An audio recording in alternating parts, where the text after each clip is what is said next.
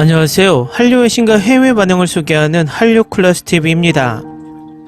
오늘은 한류와 베트남 사회 변화의 교차점이란 제목의 미국 외교 전문지 더 디플로맷 기사를 살펴보겠습니다. 미국의 외교 전문지가 베트남에 보는 한류를 집중 조명하는 것이 재미있습니다. 기사가 깁니다. 바로 보시겠습니다. 베트남의 최고의 한국 외교관인 한국 대중문화는 현대성과 낭만주의에 대한 베트남인들의 열망에 호소합니다. 1992년 베트남과 한국이 정식 수교를 맺은 이후 대중문화는 베트남에서 서울을 알리는 최고의 외교대사로 자리 잡았습니다. 이 모든 것은 1990년대 후반 의가형제, 별은 내 가슴에와 같은 한국 TV 드라마로부터 시작되었습니다. 일부 한국 기업의 후원으로 현지 TV에 진출하기 시작했고 K-팝과 영화, 음식, 여행 패키지, 패션, 화장품 등 한국의 다른 문화 수출품에 대한 시청자들의 관심으로 이어졌습니다. 이제 20년이 지난 지금 코리안 웨이브로 알려진 이 한류는 전 세계적으로 입지를 구축하면서 베트남에서 인기를 유지하고 있습니다.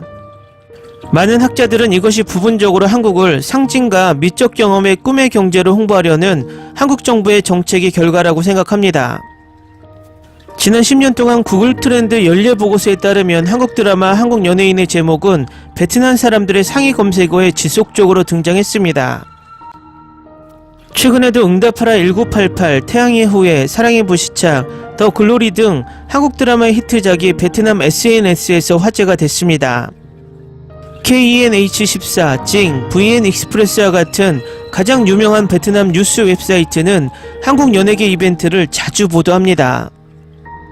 런닝맨, 아빠 어디가, 수상한 그녀, 써니와 같은 한국 콘텐츠의 현지 리메이크가 베트남 시장에 맞게 제작되었습니다. 베트남에서 한국 대중문화는 미적 기준으로 느껴집니다. 한국 연예인들의 이미지가 베트남의 공공장소 광고판, 백화점, 미용실 등을 장식하고 있습니다. 한국 드라마처럼 아름답다 또는 한국인처럼 하얗다와 같은 문구가 일상어휘에 들어갔습니다. 음식, 휴대폰, 화장품 브랜드 등 한국의 모든 것의 인기는 보편적인 미래지향적 트렌드로 베트남에서 받아들여집니다. 한국을 현대적이고 흥미로운 문화로 보는 사람들, 베트남인들은 서구에 대해서도 미래지향적인 태도를 보이지만 근본적인 문화적 차이로 인한 이질감을 갖는 경우가 많습니다. 아시아 근대성의 모델인 한국이 더 가깝게 느껴집니다. 따라서 한국 문화는 베트남 대중에게 더 도달할 수 있는 것으로 보입니다. 결국 20세기 후반 한국의 기적적인 경제 성장은 아주 최근의 일이며 한국은 유교문화유산, 가족유대 및 노인 존중 강조, 집단주의 등 베트남과 문화적 유사성의 분명한 요소를 공유하고 있습니다. 인터뷰에서 베트남 연구 참여자들은 많은 사람들이 한국에서 그리고 한국 스타들이 구현한 화려하고 대도시적인 라이프 스타일을 통해 그들이 바라던 매혹적인 미래를 보았다고 밝혔습니다. 일부는 K-드라마에 되풀이되는 가난해서 부자가 된 이야기가 그들 자신의 삶을 반성하고 성공을 향해 노력하는데 어떻게 영감을 주는지를 말합니다. 한국 드라마 속 등장인물들의 끈질긴 지위와 돈 추구를 그린 모습은 최근 베트남 정부의 신자유주의적 사회정책에 자급자족하도록 고무된 많은 현지 시청자들에게 공감을 불러일으킵니다. 베트남의 시장 경제로의 전환과 세계 무역으로의 통합으로 특정지어지는 1986년 도이모의 사회경제적 이정표 이후 수십 년이 지난 후 정부는 특정 복지 책임을 시장에 이전했으며 이제는 스스로 만든 부와 성공을 애국심으로 내세우고 있습니다. 한국 대중문화에 대한 베트남인들의 열광은 비판을 피할 수 없었습니다. 정부 관료들과 대중들은 문화적 침략에 대한 혐의를 제기했습니다.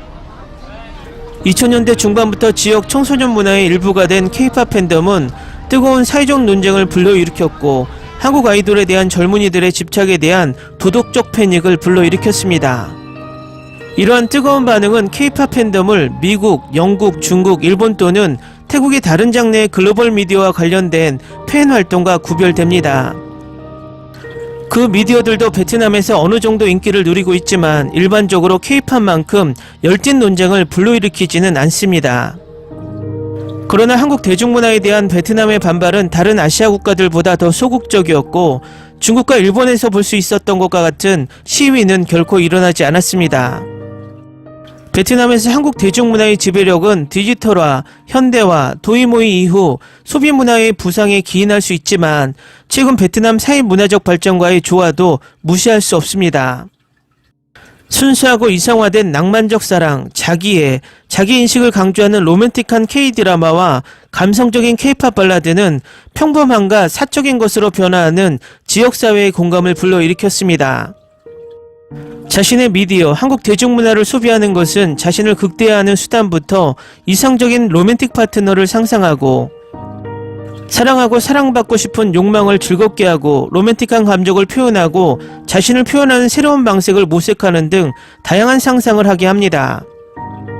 이 낭만주의의 베트남 흡수는 퇴폐적인 서구와 부르주아의 산물인 낭만적인 방종에 눈살을 찌푸렸던 집단주의적 공산주의 주도 문화를 깨트리고 있습니다. 도시 중산층의 성장과 함께 셀프케어 제품 및 글로벌 미디어 소비에 대한 관심도 그에 상응하여 가속화되고 있습니다. 개인주의적 행복 추구와 관련된 자기계발서와 감상적인 문학소설은 젊은이들 사이에서 두드러지게 소비되어 베트남 서점을 장악했습니다. 또한 베트남의 한류는 여성 중심의 현상이라는 점에 유의하십시오. 남성들도 한국의 대중문화를 소비하지만 그것에 대해 거침없이 말하는 것은 여성들입니다. 로맨틱한 K-드라마는 한 번도 가져본 적이 없는 사랑에 대한 많은 베트남 여성들의 열망에 호소합니다. 이들 드라마는 아름다움과 지위와 부를 상징하는 꿈의 남자의 이상과 여성의 사랑에 대한 불멸의 헌신을 통해 낭만적인 유토피아를 구축하는 경향이 있습니다. 일반적으로 겉보기에는 평범하지만 고결한 여성 주연과 짝을 이루는 이 꿈의 남자는 여성의 낭만적인 판타지에 부응하도록 설계되었습니다. 베트남에서 이 낭만적 헌신적인 남성들의 매력은 여성 혐오에 대한 여성의 필요와 남성의 외도에 대한 혐오로 설명될 수 있습니다. 베트남은 역사적으로 남성의 외도를 용인해온 사회였습니다. K-드라마의 강력하지만 친절한 신사는 부드러운 성격 특성을 보여주며 키 크고 잘생긴 한국 배우가 자주 연기합니다. 이러한 특성은 최근 한국 대중문화뿐만 아니라 일본, 중국, 대만 콘텐츠에서도 등장하는 부드러운 남성성이라는 새로운 젠더를 구성합니다. 많은 현지 남성들이 한국 남성들의 미모와 노골적인 로맨틱한 몸짓에 대한 혐오 때문에 소셜미디어에서 부드러운 남성성을 조롱하지만 많은 여성들이 그들을 사랑합니다. 일부 베트남 도시 중산층 여성들이 더 많은 지위를 얻음에 따라 그들은 부드러운 남성성과 남성의 자신의 외모에 대한 관심, 로맨틱 자욱과 같은 관련 특성을 높이 평가하고 있습니다. 그리고 사회적 관계, 한국의 부드러운 남성성은 실제로 현지 대중문화에 눈에 띄는 영향을 미쳤습니다. 손퉁, 황송순빈, 아이작과 같은 베트남 스타는 한국 남성 연예인의 패션과 공연 스타일을 모방하여 현지 버전의 부드러운 남성성을 보여줍니다. 베트남은 아시아에서 인도네시아와 쌍벽을 이루는 한류 강세인 지역입니다. 가끔 공산주의 나라이다 보니 정치적으로나 과다한 베트남 축구 국뽕 때문에 한국인들의 미움을 사고 있지만 그래도 전통적으로 한류가 가장 뜨거운 나라임은 틀림없고 베트남 젊은이들에게 가장 영향력 있는 문화가 한류 문화입니다. 앞으로도 베트남에서 계속해서 한류 열풍이 지속되길 바랍니다. 한류 클래스TV는 한류 외신과 해외 반응을 꾸준히 쫓아가 보겠습니다. 재밌게 잘 보셨나요? 여러분의 구독, 좋아요, 댓글, 알람 설정은 컨텐츠 제작에 큰 힘이 됩니다. 그리고 항상 하시는 일마다 대박 나시고 행복하시길 바랍니다.